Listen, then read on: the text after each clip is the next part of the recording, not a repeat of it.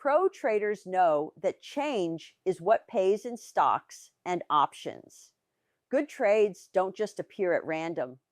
They show up because something has changed. That change is where opportunity begins. That change might come from news, earnings, unusual price, or volume, dark pool activity, word of mouth, or AI research flagging something unusual. At that point, I'm not deciding whether I like the stock. I'm deciding where to start my analysis. Most traders start with a story or a chart or an opinion. Pro traders start with change because change creates risk, and risk is what gets priced. The first thing I open is the options chain. Options are where risk is transferred. Some traders are buying protection. Others are selling it. That interaction matters. When fear is real, buyers are willing to overpay for insurance. That shows up in implied volatility, skew, and premium. If that pricing pressure isn't there, there's no edge, no matter how good the stock looks. I'm always asking one simple question. Is the options market paying me to take risk? If the premium doesn't justify the risk, I pass. Next, I look at how much room the trade has. If price doesn't have to move far to hurt me, I pass. Fear has to be priced in. If there's no fear in the options, there's no trade. Charts and stories come later. Risk comes first. Only after the options make sense do I look at the chart, not to predict the future, but to understand direction and risk so I can choose the strategy that fits best. I'm not looking for certainty. I'm deciding whether the trade is justified. I also account for earnings, CPI, the Fed, and any known binary risk.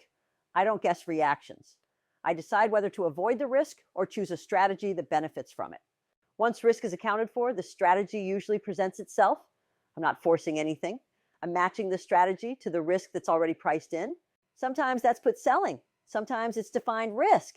And sometimes it's no trade at all. Before I place a trade, I size it so being wrong is manageable. I'm not sizing for maximum profit.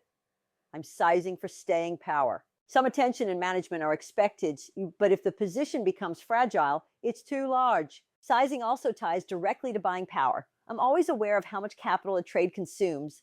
Buying power is its own topic, and we'll cover that in a separate series. This process works because every decision is made in the same order. Options tell me whether fear is real. The chart tells me how risk and direction line up. Strategy comes from matching the two.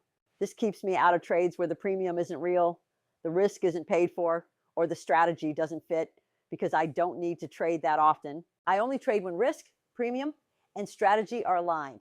Right before I place a trade, I ask one final question. If I'm wrong, am I comfortable with that outcome? If the answer isn't clear, then I don't trade. I don't trade stories or opinions. I trade what the options market is pricing. If fear isn't priced in, there's no edge. Therefore, there's no trade. From now on, I want you to look for change just like the pros. If any of this information is of value to you, please subscribe. Remember our motto, math makes money. Math makes money and you can too.